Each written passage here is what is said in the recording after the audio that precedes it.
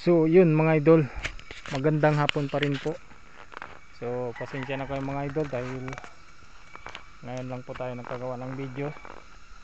Sa tagal po tayong hindi nakagawa ng video dahil sobrang busy ang linya natin. Kung makikita nyo, busy dyan yung mga kahoy natin para may matutuluyan po tayo dito magpatayo kahit maliit lang. So yung mga kahoy dyan, transfer na lang dito gagamitin mga idol para sa temporary na tuluyan.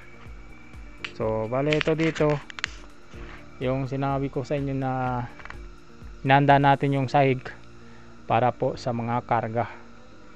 Dito po natin ilagay yung mga karga dito itambak para walang sagabal dito.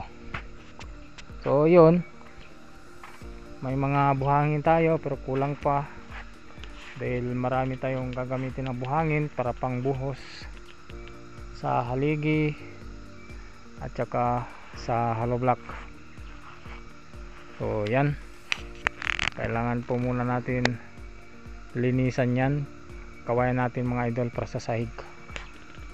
So yun, salamat pa rin yung mga nandyan sa ating video na sumusubaybay. Shout out po sa lahat sa inyong mga viewers at bagong viewers, pati na rin yung mga subscriber po natin. So sana po nasa maayos lang po kayong kalagayan. Banat muna natin yung paglilinis ng kawayan idol. So habang nililinisan natin yung kawayan, so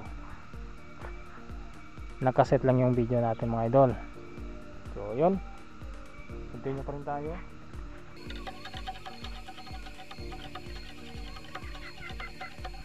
Saan matutuluyan dito? Tapos na dito. So doon na kami magbili ng materyales. Yung yung mga plywood, lahat na, mga kabilya at saka lahat na kung ano ang gagamitin natin dyan sa bahay.